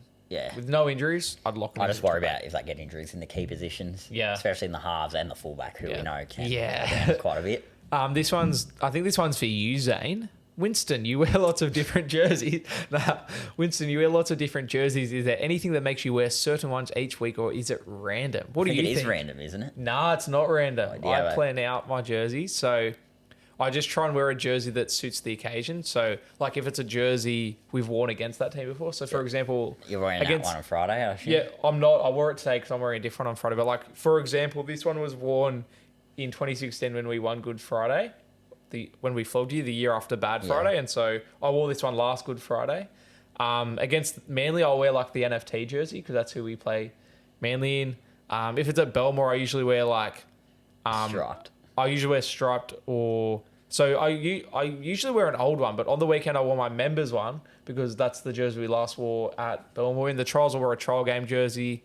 Trying to think what I wore against. I wore 2004 against Parramatta because it's 2024 and I have the whole 2024 theory. And But so you it's just like, wear the regular doesn't home when you're at home? Or? Yeah, pretty much. So usually, unless there's a jersey that suits the occasion, then I'll just wear home or away. Like I just got a Women in League Round jersey. I'll wear that in Women in League Round. So yeah, it's not random. It's usually planned out, but only if there's like, it's like an occasion or whatever. Like on the weekend, I'm just wearing my 2015 alternate one because I haven't worn it this year, and it's one of my favorites. Like, there's not really a reason behind that, but that's like I wore this one because it's like Good Friday. But yeah. What about you, Zane? No. Yeah, I've only got the one jersey that I wear. It's time to update. Are you gonna cop this year's jersey? Yeah, I probably will eventually. Yeah, that's eventually. Surely get the Sailor one, the Anzac one. Oh, the Anzac one. No, not happening. Sorry. I might get the members one if we can pick the right decision on that. Yeah, not the I'm pajama hoping one. The members vote for the obvious choice. Which is the black stripes. Yes. Yeah. And if they vote for the stupid one, I'll be like, why? I feel like the all black one with the sleeves is good as well. Yeah, but I like the striped one. That is the best choice. I don't want the pajamas. Yeah, I guarantee the pajamas will win. I want the pajamas to win just because it's so bad. That'd be funny because it's not my club. It's so I don't know how that's nominated as a design. If you're listening, I'm not even going to bother inserting them, but there's just the do your own research. Like the bright colours that go. Yeah. That one's awful as well. But I hope they pick one of them. That'll be interesting. It'll be funny. Thoughts on Jared Sutton being named as referee for Good Friday? I don't like it because I don't like him as a ref. It is an absolute rort that he is allowed to ref this It's going to game. be a very long game. And I've got a train to get home, so we're probably going to be there an hour delayed because he just stops the game. Loves blowing his whistle. Yes, he loves it. Nah, the fact that he's allowed near the Good Friday game is a joke. I don't like Jared Sutton at all. The fact that he refs it every year just doesn't make sense to me. Did he ref it last year? He always refs it. Always. And it doesn't make sense to me because, like, ignore all the controversy in the past that he was refereeing. Ignore that. In what world does the same referee ref the same fixture every year? It just doesn't happen. Roosters Rabbitohs always gets. Is it? Ashley Oh, well, there you go. So maybe sometimes pretty it happens. often we do. Yeah, fair. But it's just weird. Like, Jared Sutton's so random. He always, I swear they do it on purpose just to, rig the game against the Bulldogs. I'll tell you what, Jared Sutton, when Easter rolls around, maybe get halfway through Lent, they should lock Jared Sutton in a titanium box and ship him off to the Amazon rainforest, just so he can't be near this game, just over Easter, not forever. Give him some air holes in the box. Who do you want to ref it? Anyone else? Klein? I don't care. Klein? I'd rather Klein. Jared Sutton screws us over every single year. It's a joke. I can't believe they pick him every year. And Bulldogs fans, like, we just know every year it gets to team list Tuesday for Good Friday. We just know that Jared Sutton's going to be picked as referee. We don't even care about the team list this time of year. Like, before Good Friday, it's not team list Tuesday. It's Jared Sutton Day. Every year, Zane. Just for once, please, get rid of him. He shouldn't be allowed near this game. It's a joke. I don't like him as a referee either. I find him just loves stopping the game. Games drag on for too long with him reffing. It's just a joke, man. Very frustrating. So that's my thoughts, and Zane agrees. Yes. As a Souths fan, that's shocking. I thought you'd love him. Who is the bigger loss to their club, Cleary or Moses? I think Moses is. Yeah, I think so as well. Like, Cleary's best player in the comp, but I feel like Penrith have the side that can figure out a way to do it without him, but Moses is huge for the Eels. Yeah, I agree. I think Moses is probably more of a key player to his side. Cleary the better player, but Moses is more of a key player because Panthers have more pieces around Cleary. They also just always seem to have a half. How long's Cleary gone for? A month. But they have a buy in there as well. It's not 2 months. And that's the other thing. Moses is out for longer. If we get to Origin, he's still gone. And Moses Cleary's is gone. definitely back for Origin. Yeah. Moses is due back the week or two both before. Of them are gone, though. Yeah. Oh, imagine. Hopefully not. Well, that ties into the next question. Good segue, Zane. Good segue. Who are your go-to New South Wales halves right now? Moses and Cleary. Because, I'm the same. Moses 6, Cleary 7. I agree. I don't have Cody Walker there at the moment. But obviously, with Cleary and Moses out, who are you going with? What do you mean? No Cleary? No, like, if it was right now, who are you going? I'd go Reynolds. If he's playing. He's out at the moment as well. So you can't have Reynolds. Jeez. Out of who's... Honestly, Drew Hutchison. No. Out of the 3 that are injured now, I'd go Luke Brooks at 6. Really? Why not Walker? Walker, Bird and Hines? I'd go Hines 7, Brooks 6. I'd go Hines. If I was picking them based off this right now, that would be my half. I just said he's a form guy. Maybe you do have to go Brooks. I'd go Hines. I wouldn't pick Walker. Burden's up there, but I'd pick. Burden's not in Origin. Hines 7, Brooks 6. If it was right now with these players that are injured. Reynolds injured, Cleary injured, Moses injured. Because Brooks is in better form than Walker. Hey, he is. Hines definitely. Oh, but he didn't have a good game. But he's the best half available. Yeah, it's just. I'd probably want to go Hines Walker. You'd go. I don't think I'd pick Brooks. But even basic form right now. Yeah, Walker's got the Origin experience. We know what he can bring, but. Can you believe it? South fan not picking Walker. Yeah. If I'm picking off current form with the players that are injured. If he can come out of retirement. Whiten's played 1 game though. The players available and players that are injured, that's my halves. Yeah. If we're picking the sides, if we had to pick the sides right now, it would have to be Hines. No. Hines Luai. I'd go Hines Luai. I thought about Luai. I'd go Luai. Definitely. 100%. Hines Luai. I'd go Hines Luai. Because I've been very impressed with Brooks recently. 100% Hines Luai. Okay. Shout out to Brooks, though, in the Origin conversation. Yeah. I honestly reckon he is this year. We got Luke Brooks in the Origin conversation before Rugby League Live 5. That is insane. I genuinely reckon we're going to get to like round 9 and Brooks will be he's in the conversation. He'll be talked about at least. Speaking of Luke Brooks, obviously one of the best players of all time, saying that ties into the last question. And Maguire's coaching the Blues, remember, as well. So you never know. Who is the GOAT? Greatest NRL player of all time?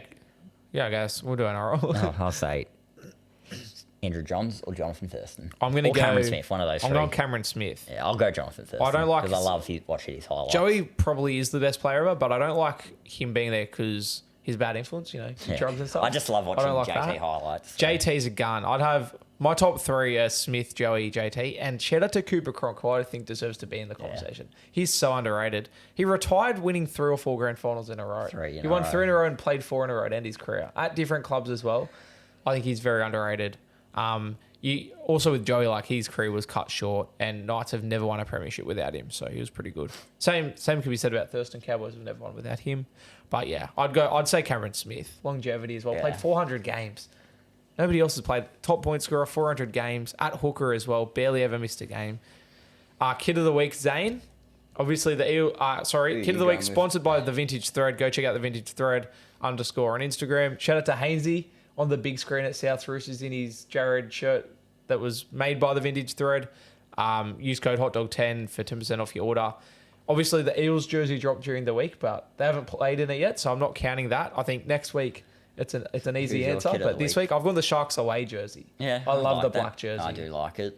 I wish they wore a lot more often. Yeah, Than they do. I love the Sharks black For me, jersey. I've gone the Storms away jersey. Yeah? Which is getting a lot of hate, but I love the white, the yellow, and the purple. I'll tell you, very good together. Let me say this. I think it's a really good away jersey.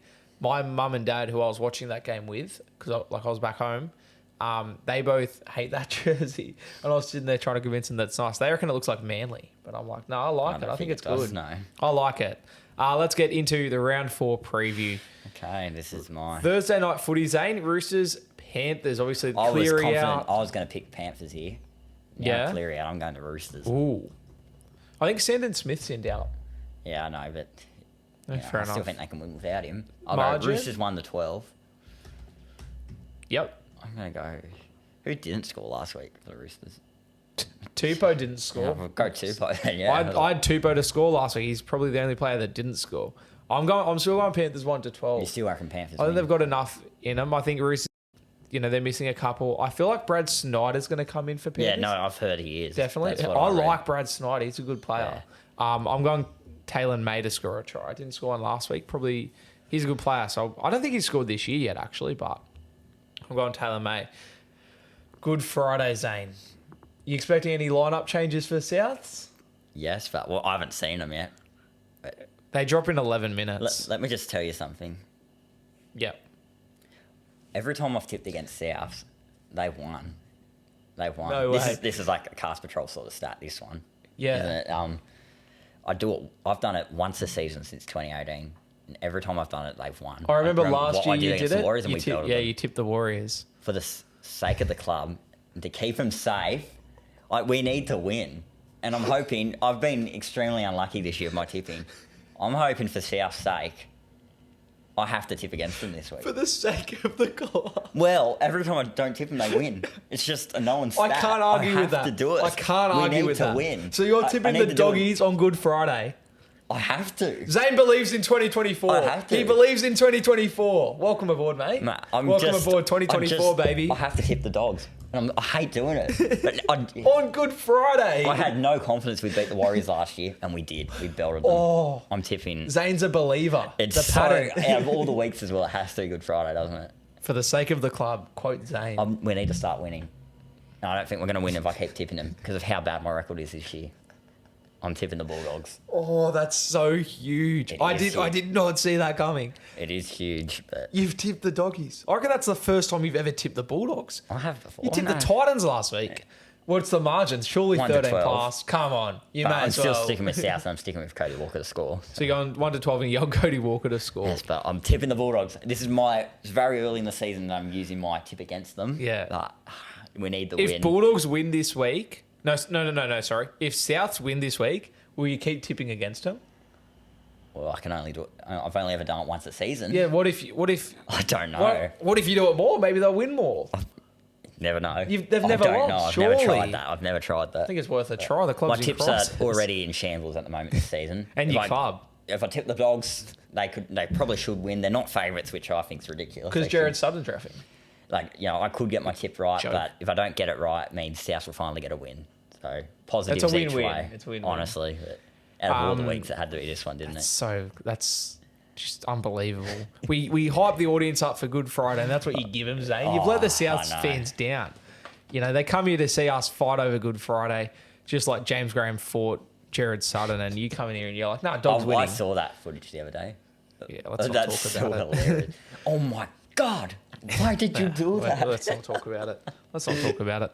I don't want to cry. I don't want to get angry. I can't believe you've tipped the Bulldogs. I just love how you've finally gone, after all this time, Winston's right. The Dogs are winning the comp this year and they're going to win this week. That's how I interpret that.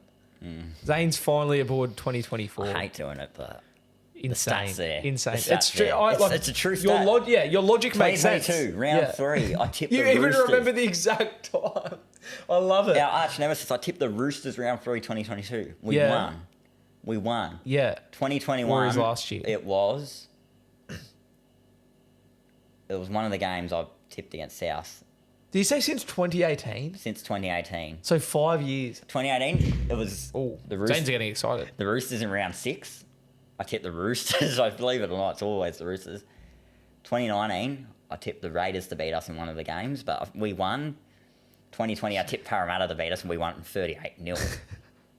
2021, I believe it was early in the season. I was against the Raiders when we had Murray and all our players out. It was that game. I tipped the Raiders, and we won. So the stats there. Oh. If I tip against them, they win. That's like... So it needs to be like, done. because that is actually so statistically backed. And, like, you know... you watch, it's going to be destroyed. You know me with my pattern. Like, I believe in that stuff. I'm very superstitious. I'm very superstitious. You heard about me, like, wearing certain jerseys. If I wear a jersey and the Bulldogs lose, like this one, I'm not wearing this one this year because we got flogged on Good Friday last year. And that's the only time I've worn this jersey to a game. And so that's why I'm not wearing it. Like, I'm superstitious. And so hearing all that almost makes me want to tip Souths because, like, I think Souths are going to win now. But I'm going doggies. I'm sticking with the Dogs. Imagine we both just switched this week, both of us. Oh, man. The Dogs, I'm like, you don't tip against your own club. That's also my rule. Never tip against your own club. Zane's a turncoat. Nah. You can't argue with that logic. Dogs win this week. We beat the Titans. Souths are in turmoil. It's Good Friday. Anything can happen on Good Friday. Yes, Jared Sutton's reffing, and that makes it very hard for us to win. But I'll back us in. I'm going Doggies 13+. I'm going Doggies 13+, and I'm going my boy Matt Birdo to score the try. To score a try, not the try. We're going to score more than one try. I hope I haven't just cursed us after what I did last year with the whole Let's H-word saga with Josh Adokar. I'm known to curse the club, but Doggies 13+, Birdo. Can't believe we've got Doggies. I'm gonna look at this next week when I'm reviewing our tips and go, oh, that must be a typo because I'm going to look like an idiot, aren't I? Yeah, I hope we win because then you just look like. Well, an I'll idiot. I'll get some tips. Yeah, that's what I need at this point. Honestly, I need both would be a win-win for me. I'll tell you what. As of recording, it's 6 minutes till 4 o'clock, and if you know me, I did my Team List Tuesday live reaction on TikTok. I think we might just do it on the podcast, just for the Good Friday game. Yeah, actually, I might special, yeah. Because like, there's the words about like Latrell moving and stuff. Through these so we got Broncos. So stay till the end of this podcast if you're watching, and if you're this far, go like the podcast, subscribe, all that stuff. Leave a comment and watch till the end because we're going to react live to the team lists. Broncos Cowboys. I reckon the Cowboys will win. Yeah. Yeah, Broncos missing 1 heaps. and 3. Cowboys saying 4-0. Yeah. Is what my general prediction. I'm going to say 1-12. Broncos will show up at home. That's uncool. I'm going to say Chad to score. Chad. Yeah. That's so funny. I nearly went Chad to score as well. Genuinely nearly went Chad. He's playing good footy. His vlog title going to be Chad Townsend scores on Do you see his vlogger is like Chad Townsend field goal or something? That's so dribbly. Yeah, he's a big field goal guy. I'm also on Cowboys 1-12. I think Broncos just missing too many players, too many key players. I'm on Finef Fuiaki to score a try. The back rower. I like it. He's in my Supercoach. He's one of the only players in my Supercoach that's not injured. Dragons Manly. Dragons show up in Wollongong. You're going to go to all this? the time, don't they? Win Stadium? No, not this week. Dragons always show up in Wollongong, and Manly don't have a good record down here. They did win last year, but overall they had a shocking record. Like I think it was their first win since 2003. Yeah, that rings a bell. Yeah. I mean, even with Manly playing so well and the Dragons being dreadful, No Dragons way. could genuinely win this game as an upset. But Are you I'm going to go tipping it? Manly, no. I thought you were just really going to start throwing your tips this No, I'm week. tipping Dragons Manly. and Bulldogs. Tipping Manly 13+. You also said you'd never tip the Dragons again. Oh, like last week. If there's an upset this week, this one could be it, honestly. Who'd you say to score? I'll say... Well, I picked Trbojevic last week. I'll pick him again. Turbo. You got it last week. He scored last week. He did, yeah. I'm also going Manly 13+. Sorry, Dragons. And I'm going Jason Saab to score a try. I just think Manly are flying at the moment. They lost in that gritty one to the Eels. I think they'll be fired up this week. Titans, Dolphins. Oh. Titans back at home. Dolphins off the bye. Queensland derby. They need to win, the Titans. They need to show something at least. Oh. Surely not. Finns have played 2 games. They were dreadful in one, great in the second. They beat Dragons 38-0 and Dragons beat Titans by like 30, just quietly. I don't know. Please tip the Titans. This is please. another one that could be a Please flip tip of the coin. Titans. This could probably be the game of the Titans show up. But I've got to tip the Dolphins, though. Yeah. I've got to.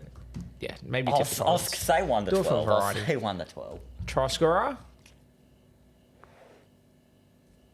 Oh, what if I go Mike Nichols? If he's in the side. Yeah, that's well, you get whoever replaced him. So Yeah. Mark Nichols. Mark Nichols. Do you want to submit a back? Why wouldn't he be in the side? Well, has he? Oh, he hasn't. He's been pretty quiet this year. He scored this year. Oh, he scored in their last game. Oh, he did too. Yeah. That's why I'm like, that's a fair pick. You know, every time Mark Nichols has scored in a game, his team's gone on. Yeah. So it makes sense you're on Dolphins. We'll pick Nichols. I'm going Dolphins 13 plus. I think Titans missing Tino, missing Fafita, missing Campbell. It's falling apart. I think Dolphins off the bye, 38-0 into a bye. Titans can't be that bad again though, can they? Well, they can, and I think they will. I don't know. And my new rule with the Dolphins, I can't believe I didn't pick him to score last time they played. I feel like an absolute traitor. Every time this man plays this year, I'm picking him to score. That's my rule because I miss him too much. Avarillo. Jake Avarillo to score a try. Wars Knights. Over there. Tip Warriors. In New Zealand. Warriors. Yeah. Up the Warriors. No, I sound like American then. No, the Warriors. Up the Warriors. The New Zealand Warriors. The Warriors, and I'll pick them to win very convincingly. Ooh. They need a convincing win as well. They were so good against the Storm. Where'd they play round one? Is this their first game? The Sharks at Mount Smart. Oh, so this isn't the first game. They need a convincing win, and the Knights are a team they can do it against. So I'm tipping the Warriors. The Warriors. 13 plus. Yep. Try scorer. Roger the score again. RTS. Tui versus Shaq. Roger to a versus Shaq. Far out, Zane. We're losing our marbles out here. This has been on for too long. Don't be peeking at that team list, Zane. They're going to drop before we finish. I'm just we'll get a live reaction. I'm going to go the Warriors as well. I think the Warriors can win 1-12. The Warriors. I think the Warriors, and I think Dallin Weteni-Zelezniak. I think he can score a try. Look what I've started here. Up the Warriors. Sharks Raiders, Zane. Raiders have a good record over the Sharks. Do they? Well, until last year, they had a very good win streak against them. And they're playing good footy. And Sharks lost to the Tigers. I think Sharks at home in a really tight game. Yeah, that's fair. And if it's that so home, 1-12. Harlow's got to score at Shark Park. But honestly, this could go either way. I've got down here the exact same thing. Sharks 1-12 and Ronaldo. I'm changing. I think Raiders win 1-12. Yeah, I'm going to look because I remember. I just feel like Raiders are playing such. The commentator said it last year. Like it was the first time the Sharks had beaten the Raiders. Yeah. And that genuinely rings a bell. And just the style of footy Raiders have been playing, it's so gritty. They pull teams into a grind. And I don't know, if Sharks get pulled into a grind, they're usually a bit of flat track bullies. So I think if it's a grind, I think Raiders win. So I'm actually going to go Raiders. Raiders beat them last year. I'm going to still go Ronaldo to score. So Raiders won round 3. Yeah, they won round 1 2022. I remember that. Yeah, so they do have a bit over them. Yeah, they won 30-10 Magic round 2022. 2021, I think they beat them as well. Yep, I'd say they beat them. But they lost one game last year. Yeah, and won at Shark Park. Yeah, they beat them. Yeah, they've beat them for like 3 years in a row. Well, and they've played them twice. Yeah, I'm changing to Raiders because that Raiders scares me. Win this, yeah. And then just also the style of footy Raiders have been playing, I don't think it suits the Sharks. But you'd think the Sharks bounce back after the Tigers game. You'd think. This one also, by your 2020, logic, they played each other back-to-back this will weeks. determine that one. Yeah, going in the finals, they won both those games. This is going to determine if Raiders are a top 8 or a bottom 8 team, depending if Sharks win or not. Yeah. So we'll see how we go. Eels Tigers, last game of the round, Easter Monday. Tigers. Remember that Jackson Hastings field goal? The Tigers are still that side where I'm not confident. Like, will they put on that performance again? And probably not. Last week you said you're never tipping them again. Eels have a lot of players out. Moses, Cartwright. I think Sivo's back this week. It's on the NRL website. Parramatta at home. Yep. Yeah. Big win, little win. They're so tough this year, predictions, aren't they? Yeah. Tigers could win this. 1-12. Try scorer. Guffo. Yuck. Combang. All right, Zane. That's our predictions done. I'm now Googling the team lists. I'm going to look at... Do you want to just look at my laptop? Hang on, yeah. Let me see. It's the house of... Oh, it's the house. Don't look at it, Zane. Sorry, no. Don't look at it. No, hang on. Give me 1 sec. Because we'll just both look at this, and then you can look at it. Here we go. You ready? It's the exact same as last week. Trell at fullback. So here I'm going to do my live reaction, Zane, because this is going to go on my TikTok. So Blake Taff at fullback, never lost Good Friday, just quietly.